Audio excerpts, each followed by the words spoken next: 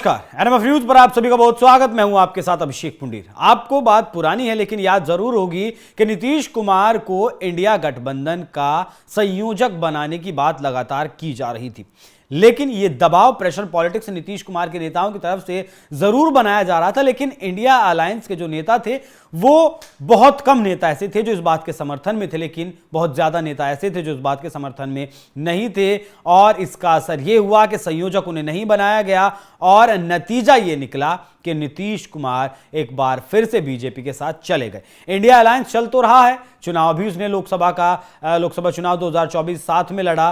वहीं आपका हरियाणा के चुनाव की बात हो, महाराष्ट्र चुनाव की बात हो, झारखंड चुनाव की बात हो, जम्मू कश्मीर के विधानसभा चुनाव की बात हो, सब चुनाव लगातार साथ तो लड़े हैं लेकिन सफलता मिलती हुई नहीं दिख रही। हरियाणा में प्रचंड बहुमत के साथ बीजेपी आई, महाराष्ट्र में प्रचंड बहुमत के साथ महायुति आई, झारखंड और जम्मू कश्मीर में इंडिया गठबंधन के जो साथी दल हैं वो जरूर कामयाब रहे। लेकिन कांग्रेस पार्टी की वहां भी बहुत ज्यादा स्वीकार्यता देखने को नहीं मिली। और लोकसभा चुनाव के बाद इन चारों राज्यों के चुनावों की अगर बात करें तो राहुल गांधी की राज्य स्तर के तौर पर स्वीकार्यता बहुत ज्यादा देखने को नहीं मिली। शायद इसी का नतीजा है कि लालू प्रसाद यादव की तरफ से यह मांग की गई कि इंडिया अलायंस की जो प्रमुख का पद है उस पर ममता बनर्जी, बंगाल की मुख्यमंत्री ममता बनर्जी को आसीन कर दिया जाए। ममता बनर्जी के सानिध्य में, ममता बनर्जी के दिशा निर्देशों के साथ ये इंडिया गठबंधन आगे चले। इस लालू यादव ने जो बयान दिया उसके समर्थन में शिवसेना के नेताओं के तमाम बयान आए और भी नेताओं के तमाम बयान आए, लेकिन कांग्रेस पार्टी की तरफ से इस पर कोई बयान नहीं आया है। वो इसलिए नहीं आया क्योंकि कांग्रेस पार्टी चाहती है कि वो मानती भी है और ऐसा है भी कि इस अलायंस में वो सबसे बड़ी पार्टी है। 99 सीटें उसने लोकसभा चुनाव में जीती थी। एक फिर प्रियंका गांधी भी वायनाड से जीत कर आई तो 3 अंकों में उसका आंकड़ा पहुंच चुका है। वहीं बाकी जो पार्टियां हैं उसमें समाजवादी पार्टी 37 सीटों के साथ दूसरे नंबर पर है और ममता बनर्जी की पार्टी भी 30-32 सीटों के साथ है। तो वो झुकना नहीं चाहते, कांग्रेस पार्टी झुकना नहीं चाहती क्योंकि वो मौजूदा विपक्ष की सबसे बड़ी पार्टी है, एलओपी का पद भी उसके पास है। तो कैसे कांग्रेस पार्टी इस पद को दे सकती है ममता बनर्जी को, जबकि वही ममता बनर्जी हैं जिन्होंने बंगाल में जब लोकसभा चुनाव थे, चुनाव के दौरान राहुल गांधी की पार्टी कांग्रेस को 2 सीटें तक देने से इनकार कर दिया था। इस अलायंस के साथ, ममता दीदी के साथ कांग्रेस पार्टी सिर्फ 2 सीटों पर चुनाव लड़ना चाहती थी, लेकिन ममता दीदी ने वहां से भी अगर कहें कि धक्के मारकर बंगाल से बाहर निकाल दिया था तो बहुत ज्यादा अतिशयोक्ति नहीं होनी चाहिए। तो अब कैसे जो लालू यादव ने दांव खेला है, पहला दांव लालू यादव ने राहुल गांधी पर खेला था ये लोकसभा चुनाव से पहले कि आप दूल्हा बनिए, हम बाराती बनने के लिए आपके साथ हैं, मतलब आप प्रधानमंत्री बनिए, हम सब आपके साथ हैं। तो वो प्रधानमंत्री नहीं बने। अब ममता दीदी को जो बनाना चाहते हैं लालू यादव, या तो सच में बनाना चाहते हैं या फिर इसके पीछे कोई राजनीति है। सच में अगर बनाना चाहते हैं तो वो सही भी है क्योंकि ममता बनर्जी की इस गठबंधन में एक्सेप्टेंस राहुल गांधी से ज्यादा है। अखिलेश यादव ममता दीदी के करीबी हैं, लालू यादव ने समर्थन कर दिया। शिवसेना यूबीटी के नेताओं की तरफ से, वो प्रियंका चतुर्वेदी हो या फिर संजय राउत हो, उनकी तरफ से बयान आया कि ममता दीदी को बन जाना चाहिए। और साथ ही ममता दीदी ने भी अब ये जो समर्थन लोगों ने उन्हें दिया है, विपक्षी दलों ने दिया है, उसका आभार जताया है। ममता बनर्जी ने कहा कि मैं सभी नेताओं की ओर से दिखाए गए सम्मान के लिए आभारी हूं, मैं सभी की शुभकामनाएं स्वीकार करती हूं। मैं चाहती हूं कि सभी स्वस्थ रहें, उनके दल अच्छा प्रदर्शन करें, मैं चाहती हूं कि इंडिया अच्छा करे। आज मैं जगन्नाथ मंदिर की ओर से सभी को शुभकामनाएं देना चाहती हूं।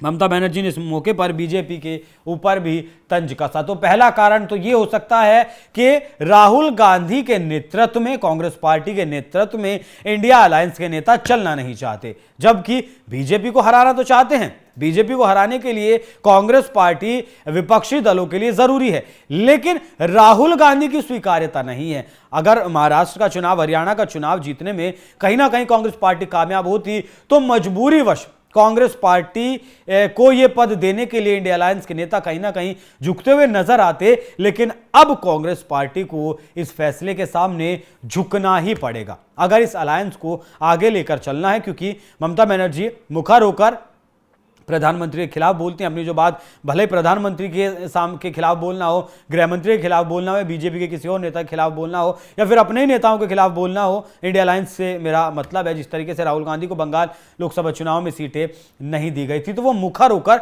अपनी बात को रखना जानती हैं, मुखर होकर अपनी बात को रखती हैं, स्पष्टता के साथ रखती हैं, और इस इंडिया अलायंस में उनकी जो स्वीकार्यता है वो भी बहुत ज्यादा है। तो क्या इंडिया गठबंधन से भी, इस पद से भी कांग्रेस पार्टी को खदेड़ दिया गया है? जिस तरीके से क्षेत्रीय दलों के कंधे पर, या फिर कहें कि क्षेत्रीय दलों की बिना बैसाखी के किसी भी राज्य में नहीं चल सकती है कांग्रेस पार्टी, उसी का नतीजा है कि आज इंडिया अलायंस के प्रमुख का पद ममता दीदी को देने की बात चल रही है, जबकि 100 से ज्यादा सांसद कांग्रेस पार्टी के पास हुए हैं। वो झारखंड जाते हैं तो उन्हें हेमंत सोरेन के बिना चुनाव नहीं लड़ सकते, बंगाल जाते हैं तो ममता के बिना चुनाव नहीं लड़ सकते, उत्तर प्रदेश जाते हैं तो अखिलेश यादव के बिना चुनाव नहीं लड़ सकते, बिहार जाते हैं तो लालू यादव के बिना वो चुनाव नहीं लड़ सकते। और मुख्य तौर पर यही राज्य हैं जो देश की राजनीति की दिशा और दशा तय करते हैं। लेकिन यहां मैं बार बार फिर से कह रहा हूं कि राहुल गांधी की लोकप्रियता अब लगातार घट रही है, राहुल गांधी की स्वीकार्यता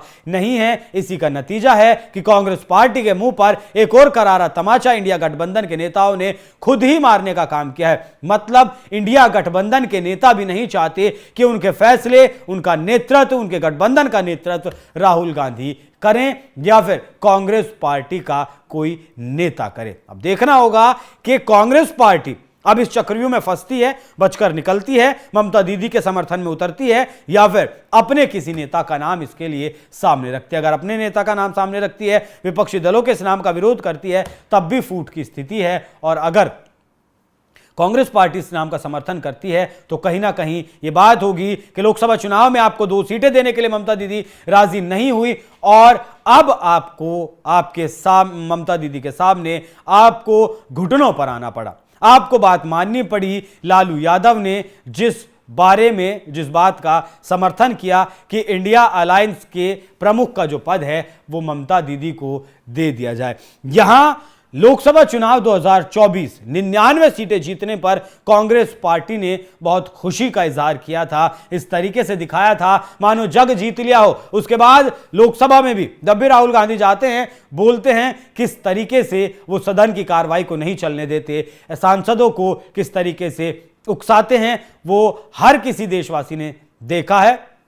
कहते जरूर है सदन की कार्रवाई चलनी चाहिए, लेकिन चलने नहीं देते। लेकिन अब साफ है कि ममता दीदी के सामने कांग्रेस पार्टी या तो झुकेगी, नहीं तो फिर इस इंडिया अलायंस का चलना, लंबा रास्ता तय करना मतलब नहीं कर सकता है। बहुत दिन का ये इंडिया अलायंस नहीं बचा है। बाकी इस पूरी खबर पर क्या कुछ आपकी राय कमेंट कर में जरूर बताएं। धन्यवाद।